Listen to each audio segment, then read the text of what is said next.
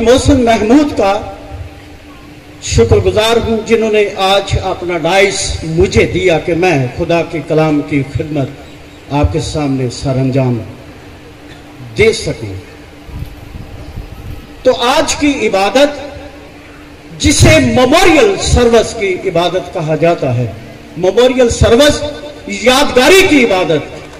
और शुक्रगुजारी की इबादत के नाम से इसे पुकारा जाता है। यादगारी की इबादत इसलिए कि आज हम अपने बुजुर्ग मतीउल्लाह और बुजुर्गा मंजूरा बीबी की यादगारी की इबादत, उनकी याद में खुदावंद खुदा के हुजूर सजदा रेज हैं और खुदावंद खुदा के शुक्रगुजार हैं। यादगारी की इबादत इसलिए कहा जाता है कि कलामे खुदा में लिखा है कि सादिक की याद हमेशा ताजा रहती है। और शुक्रगुजारी का मतलब अज़लुए बाइबल ये है कि हम खुदावंद खुदा की तमाम तर मेहरबानियों और उसके आसानात और बरकत को और खुदावंद खुदा के फैसले और उसकी पाक मर्जी को बदिलो जान तस्लीम सरखम करते हुए खुदा के हुजूर हाजिर होते हैं। ये शुक्रगुजारी की इबादत हम खुदा के हुजूर शुक्रगुजार हो रहे हैं। जिस तरह मुकद्दस अयूब ने खुदावंद खुदा की शुक्रगुजारी की और कहा कि ना हम दुनिया में कुछ लाए और ना इसमें से कुछ ला जा सकते हैं, खुदावंद ने दिया और खुदावंद ने ले लिया, उसी का नाम मुबारक हो। तो ये मौत एक अटल और तलख हकीकत है और ये खुदा का फैसला है, खुदा का हुक्म है, क्योंकि हम सब इस बात को बखूबी जानते हैं कि खुदा ने आदम को बड़ी मोहब्बत के साथ बनाया और इसके नथुनों में जिंदगी का दम फूंका तो इंसान जीती जान हुआ। और खुदा ने कहा कि आदम का अकेला रहना अच्छा नहीं है, मैं इसकी मानद दूसरा मददगार बनाऊंगा। और उसकी पसलियों में से एक पसली लेकर खुदा ने हवा को बनाया और उन्हें बागे अदन में रहने के लिए हुक्म सादर किया। और खुदावंद खुदा ने फरमाया कि तू बाग के हर दरख्त का फल बेरोक तो खा सकता है, लेकिन जो बाग के बीच में नेको बदी की पहचान का दरख्त है उसमें से हरगिज ना खाना, जिस रोज तू उसमें से खाएगा तू मर जाएगा। तो इब्लीस ने हवा को बहकाया और वो ममनू फल हवा ने खाया और वही फल उसने आदम को दिया और उन्होंने खुदा की हुक्मदूनी की। वो गुनहगार हुए और वो रूहानी मौत मर गया। और जब रूहानी मौत मर चुका है तो खुदा ने कहा, उसे जिस्मानी मौत का ऐलान किया और कहा कि ऐ आदम तू खाक है और फिर खाक में लौट जाएगा। उस वक्त से हर इंसान मौत के पंजे में है, उस वक्त से हर इंसान मौत का शिकार है और ये मौत हर इंसान की दुश्मन है। इस मौत को किताब मुकद्दस में मुख्तलिफ अंदाज में बयान किया गया है। लिखा है कि इंसान जो औरत से पैदा होता है थोड़े ही दिन जीता है, वो फूल की तरह खिलता और फिर तोड़ा जाता है, वो साए की तरह लग जाता है, वो घास की तरह कुमला जाता है और कभी यकसा नहीं रहता। खुदा का बंदा मुकद्दस पौलुस रसूल कहता है कि ये जहान हमारा असल वतन नहीं है, हम इस जहान में मुसाफिर और परदेसी हैं। मुकद्दस पतरस रसूल कहता है कि हमारा ये खेमा का घर ढाया जाएगा और फिर ये भी कि इंसान का एक बार मरना और मरने के बाद अदालत का होना जरूर है। तो ये मौत एक अटल हकीकत है یہ موت ہر انسان پر وارد ہوگی، خواہ کوئی نیکوکار ہے خواہ کوئی گنہگار ہے۔ گنہگار کے سامنے یہ موت کیا حیثیت رکھتی ہے، اور گنہگار موت سے گھبراتا ہے، پریشان ہوتا ہے، کیونکہ نا امید شخص جو ہے وہ نا امیدی کے دریا میں ڈوبا ہوا، اداسی، تلخی، بے قراری اور غم کی لہر سے گھبرا کر کہتا ہے، اب تو گھبرا کے کہتا ہوں کہ مر جاؤں گا، مرنے کے بعد بھی چین نہ پایا تو کہاں جاؤں گا۔ یہ آواز، یہ خیال، یہ سوچ ایماندار کی نہیں، ایماندار کا یہ بیان نہیں ہے۔ ایماندار دلیری کے ساتھ یہ کہتا ہے کہ میں جانتا ہوں کہ میرا مخلصی دینے والا زندہ ہے، اور آخرکار وہ زمین پر کھڑا ہوگا، اور اپنی کھال کے اس طرح برباد ہو جانے کے بعد بھی میں اپنے جسم میں سے خدا کو دیکھوں گا، جسے میں خود دیکھوں گا، اور میری ہی آنکھیں دیکھے گی، نہ کہ بیگانہ کی۔ ہم کتاب مقدس کو جب پڑھتے ہیں تو بے شک خداوند خدا اپنے لوگوں کو بڑی امید، ایمان دیتا ہے، اور صادق ایماندار اس دلیری میں ہے کہ صادق کی موت خدا کے حضور گراں قدر ہے۔ خدا صادق کی موت کی قدر کرتا ہے، اور جب سٹیفنس کو سنسار کیا جا رہا ہے تو اس نے کہا کہ میں ابن آدم کو خدا کے دانے کھڑا ہوا دیکھتا ہوں۔ تو ہمارا خداوند یسوع مسیح ایماندار کی موت کی قدر کرتا ہے، اور ایماندار کے لیے یہ بڑی خوشی کی خبر ہے، اطمینان اور تسلی اور صبر کی بات ہے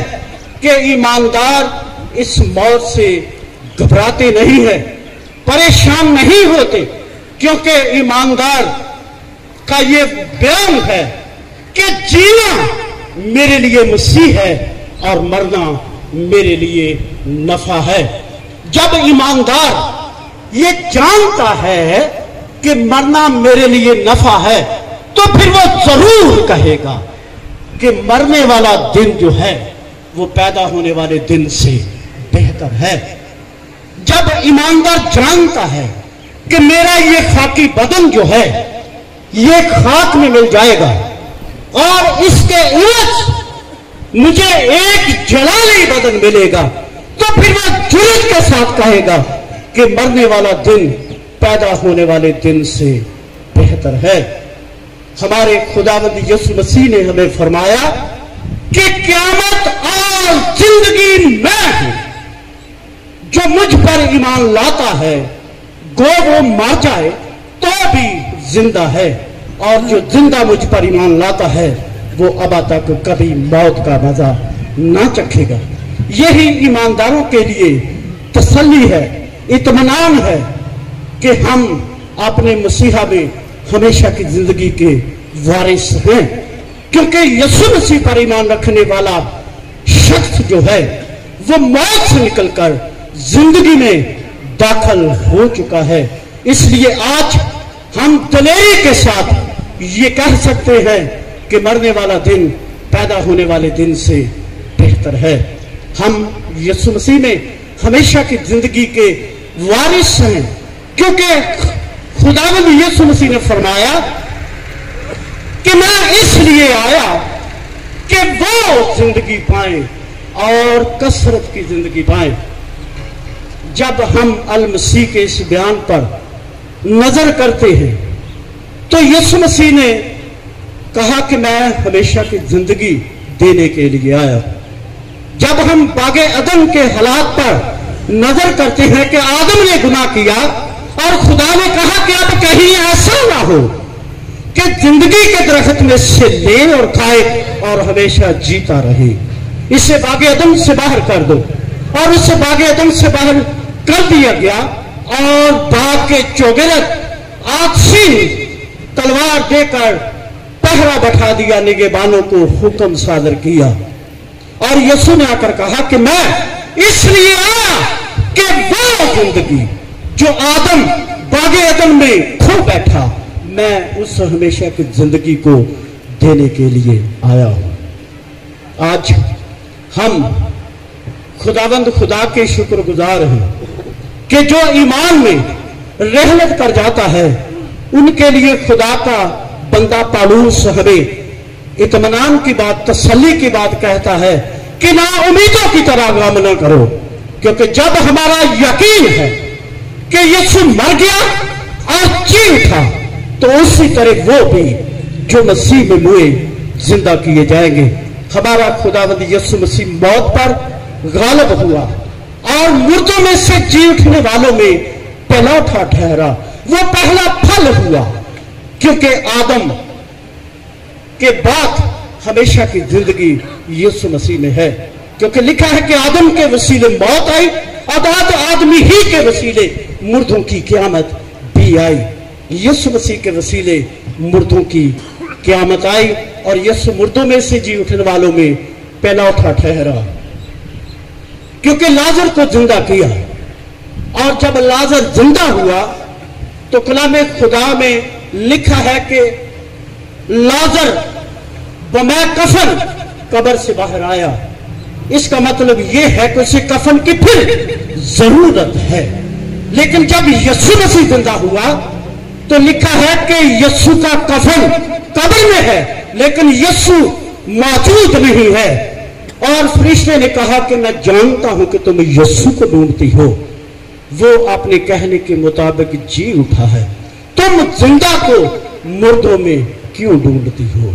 جب ہمارا نجات دہندہ، ہمارا مخلصی دینے والا زندہ ہے تو لکھا ہے کہ جب ہمارا یقین ہے کہ یسوع مر گیا اور جی اٹھا تو اسی طرح وہ بھی جو مسیح میں ہوئے جی اٹھیں گے اور ہم جو زندہ ہوں گے اس کے ساتھ بادلوں پر اٹھائے جائیں گے۔ تو ہمیں ضرورت ہے کہ ہم خداوند خدا کے حکم، اس کے کلام اور اس کی پاک مرضی کو پورا کرتے ہوئے اپنی زندگی کو بسر کرے، کیونکہ یسوع چاہتا ہے کہ ہر انسان ہمیشہ کی زندگی کا وارث ہو۔ یسوع چاہتا ہے کہ ہر انسان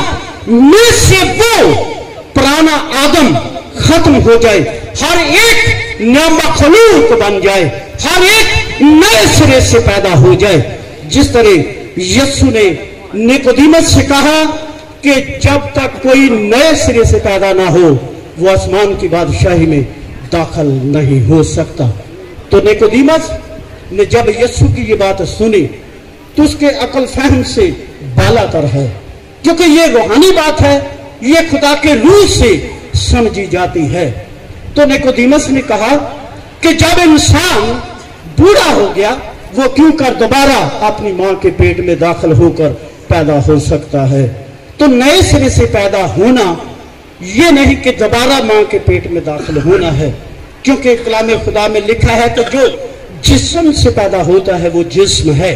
اور جو روح سے پیدا ہوتا ہے وہ روح ہے۔ اور نئے سرے سے پیدا ہونے سے مراد یا مطلب یہ ہے